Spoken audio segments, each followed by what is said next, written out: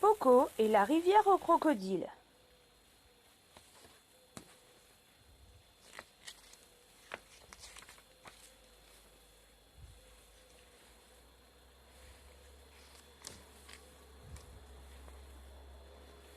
Poco était une toute petite fille, la plus petite de son village. Elle n'avait ni papa, ni maman, ni frère, ni sœur. Car Poco était aussi la plus seule de tout son village.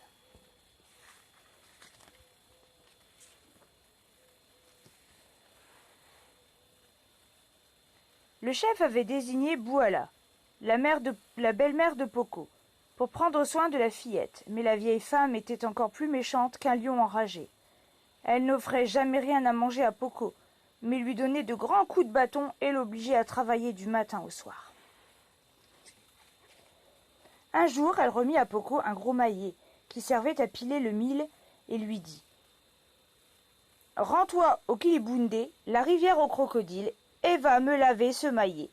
Ramène-le-moi si propre que je puisse me voir dedans. Allez, dépêche-toi. »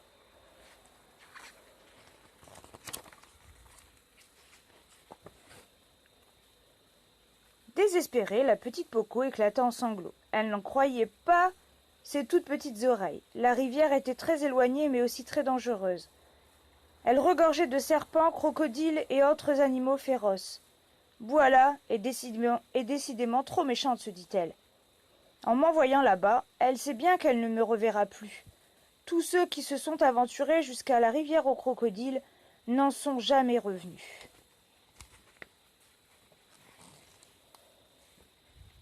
Toutefois, la fillette redoutait tant les colères de sa méchante belle-mère qu'elle partit pour le Kilibundé.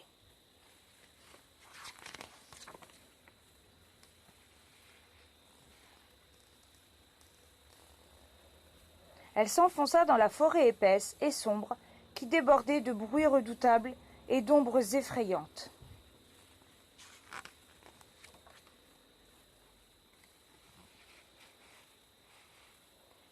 En chemin, au cœur de la nuit, et au fin fond de la brousse, elle tomba nez à nez avec un lion féroce. Le fauve dévoila ses crocs redoutables et gronda d'un rugissement terrible. « Qui es-tu et où vas-tu » Poco, malgré sa peur effroyable, parvint à chanter d'une voix douce et mélodieuse. « Poco est mon nom, je n'ai pas de mère, je vais à la rivière pour laver ce maillet. À la rivière aux crocodiles, ma belle-mère m'a envoyé. Seuls les hyènes et les lions s'y rendent pour boire. Serpents et crocodiles aiment y dormir le soir. »« Alors va, Poco, enfant, sans mère, dit le lion. Tu n'as plus rien à craindre, je m'appelle Ouassa, et je veillerai à ce que tu ne sois pas inquiété par les lions et les hyènes lorsqu'ils iront boire. »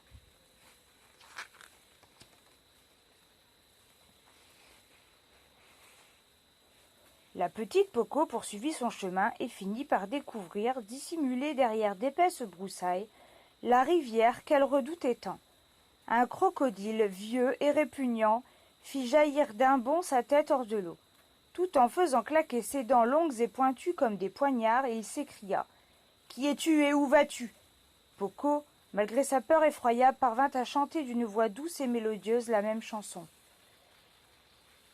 Alors va, Poco, enfant sans mère, répondit le crocodile, tu n'as plus rien à craindre. Je m'appelle Pulokanga, et je veillerai à ce que tu ne sois pas inquiété par les serpents et les crocodiles qui dorment dans la rivière. »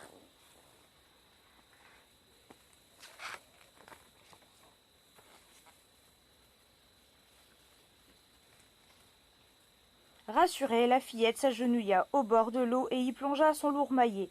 Mais ses mains étaient si petites et son maillet si gros qu'il glissa, s'échappa et disparut d'un coup dans la rivière.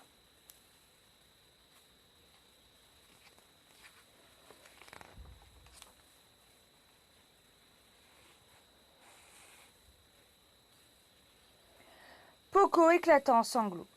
Il lui était impossible de rentrer chez elle sans son maillet.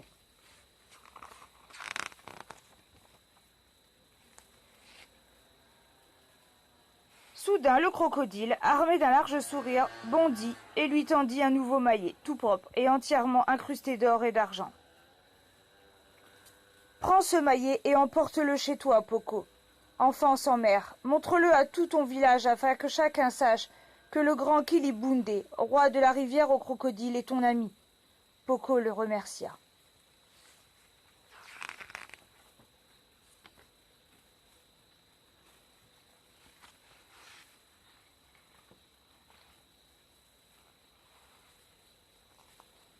Sur le chemin du retour, la fillette rencontra de nouveau Ouassa le lion, qui se reposait à l'ombre d'un grand baobab. « Donne-moi ce maillet, Poco, enfant sans mère. Il est bien trop lourd pour toi. Je vais t'aider à le porter jusqu'à ton village, afin que tout le monde sache que le grand Kilibundé, roi de la rivière aux crocodiles, est ton ami. »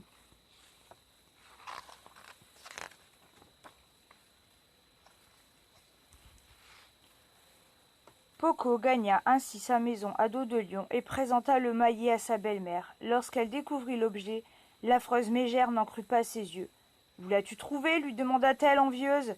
La petite fille répondit simplement qu'elle l'avait trouvé dans la rivière aux crocodiles.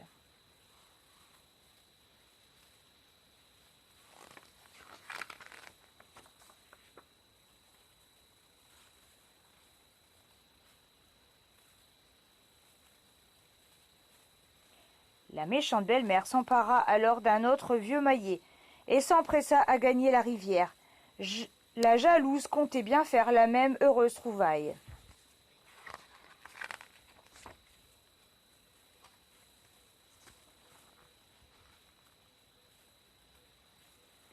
Tandis qu'elle s'enfonçait dans la brousse, elle aperçut le lion Ouassa qui venait à sa rencontre. « Qui es-tu et où vas-tu » rugit-il, en se léchant les babines avec appétit. La méchante femme, pétrifiée d'effroi, ne parvenait pas à articuler un seul mot. Elle prit ses jambes à son cou et disparut derrière d'épais feuillages. Le lion, la voyant ainsi déguerpir, riait de tous ses crocs.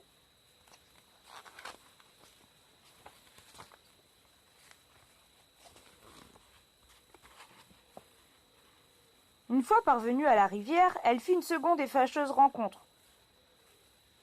Puolo Ganga, le crocodile, surgit entre les hautes herbes, la gueule béante et les yeux vengeurs. Il grogna. « Qui es-tu et où vas-tu » La méchante femme, glacée d'horreur, prit ses jambes à son cou et tenta de fuir en longeant la rivière.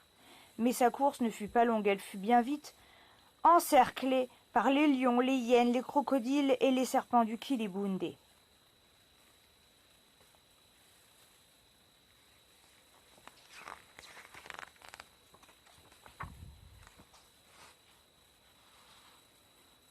Tous les habitants de la rivière lui chantèrent en chœur. Poco, l'enfant sans mère, peut venir laver son maillet à la rivière, car le grand Kilibundé, roi de la rivière, est son ami. Mais pour toi, méchante femme, Kilibundé signifie la mort.